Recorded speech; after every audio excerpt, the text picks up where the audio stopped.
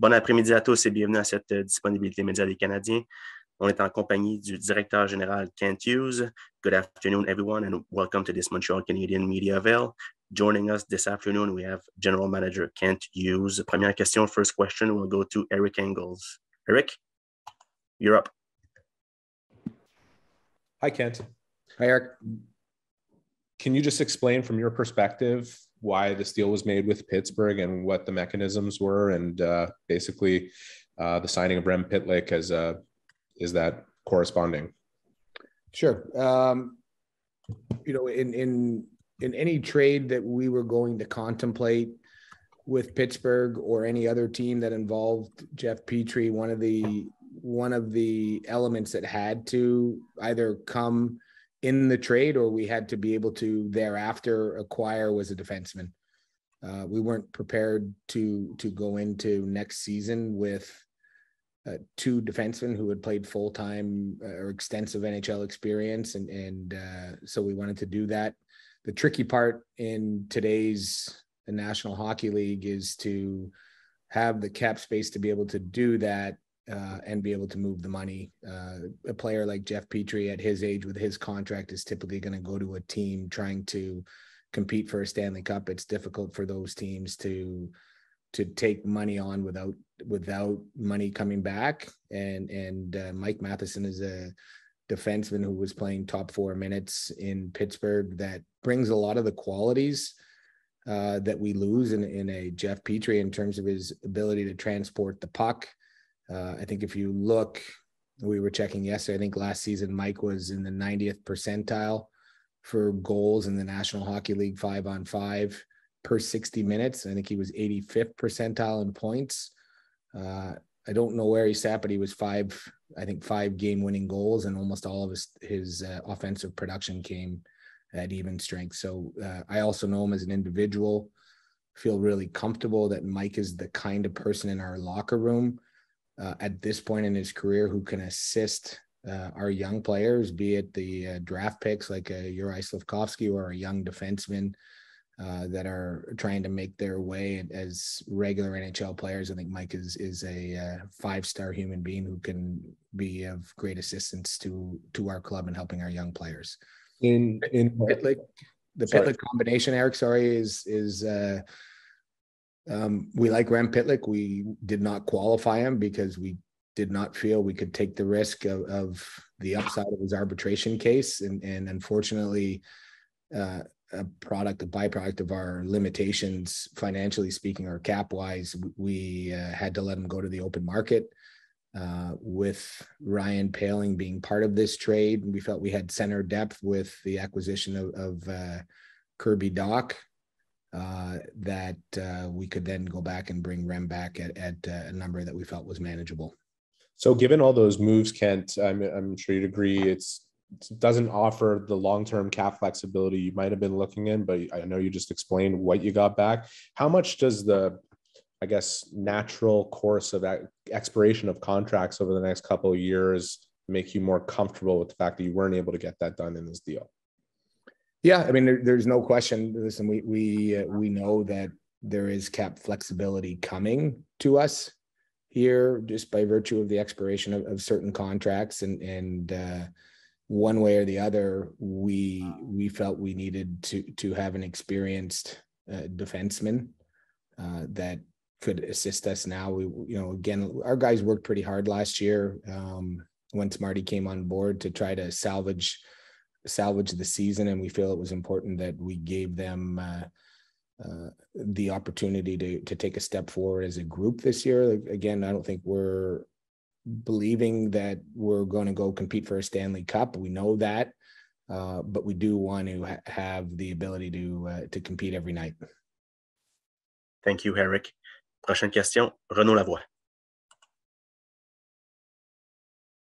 Salut, Kent. Salut, Renaud. Petite question pour toi. Mike Matheson, ça fait longtemps que tu connais Mike.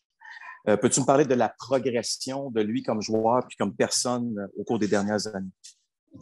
Oui, je pense que Mike, c'était un gars qui était un choix de première ronde de Floride.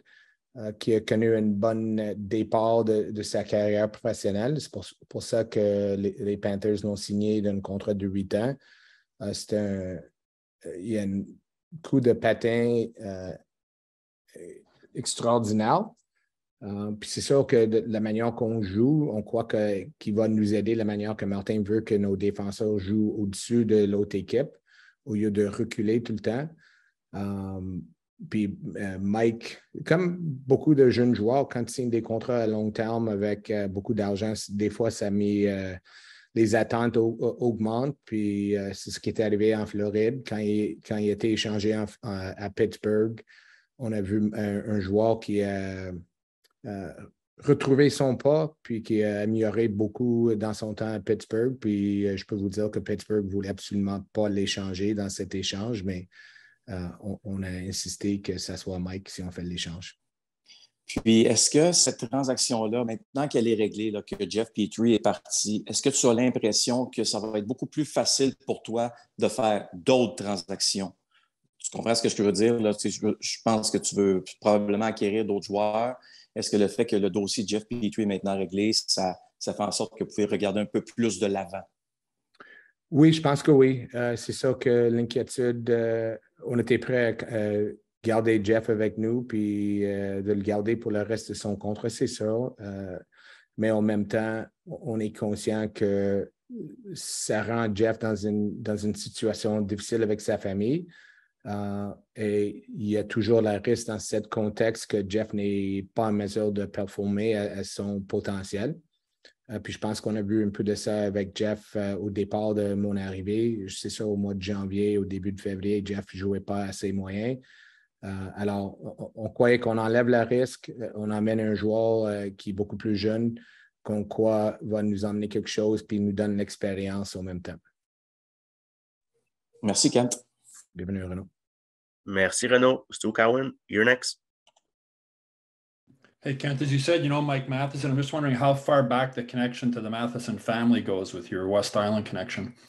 I've known, Mike since his days in midget AAA, Stu. As I said, first class human being. For the expression you'd always say, the kind of guy you'd let marry your daughter, although he's married with a young baby at this point in his life.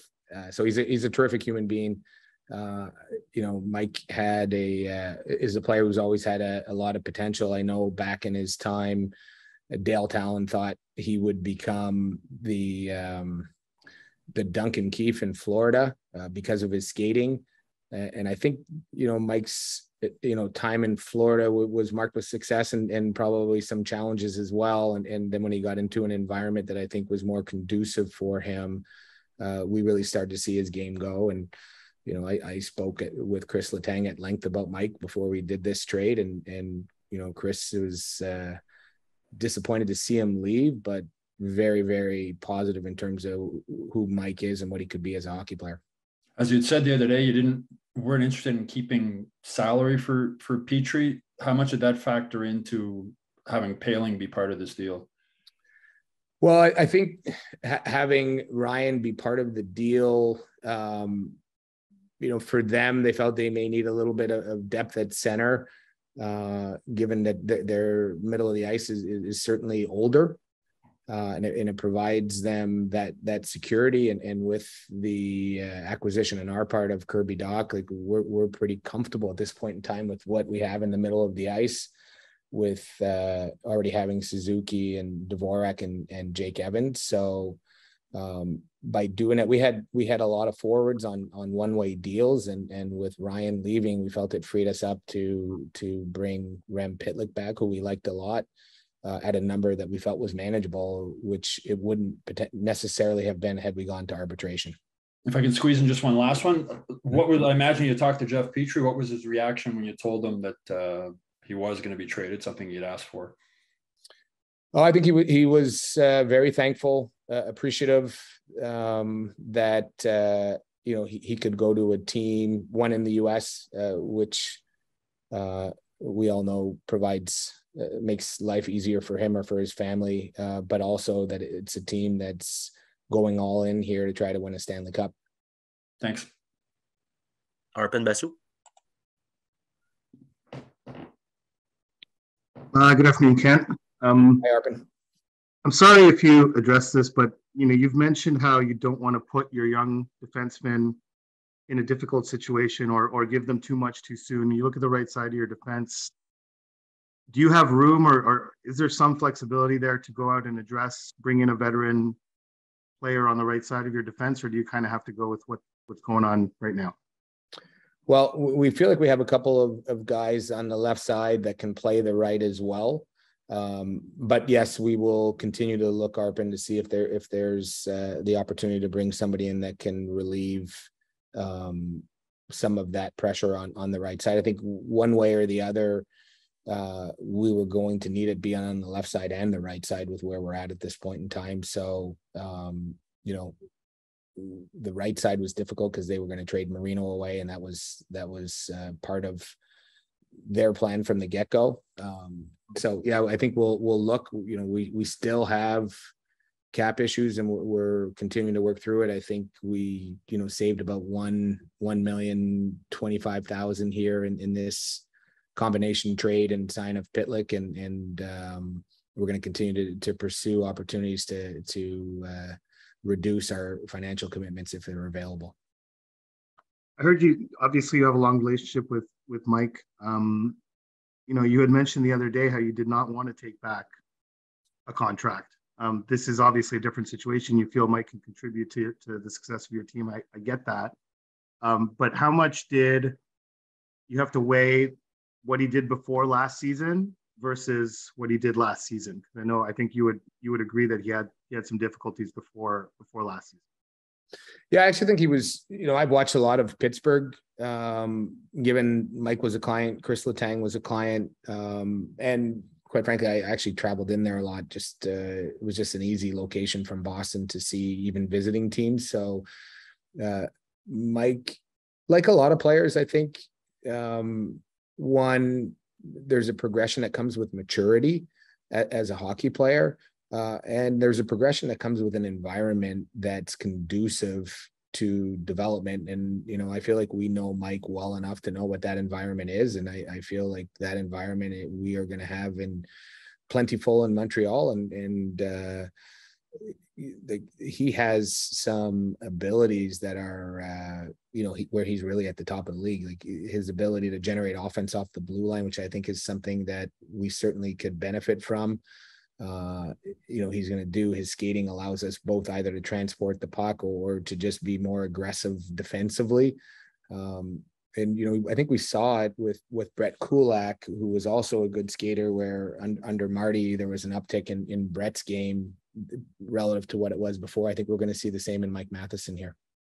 I'm sorry, if one more, you just mentioned that, and it's exactly what I was thinking. Like, to what extent the Kirby Doc deal, the Matheson deal, when you know that you have a guy in Marty who is so focused on player development, individual player development, how does that change your ability to go out and look for players that maybe are like a bit of a market inefficiency, or that just have slipped through the cracks to some extent, and hope that your development model will make those trades work? Like, how much is that a factor when you're looking through the league for players?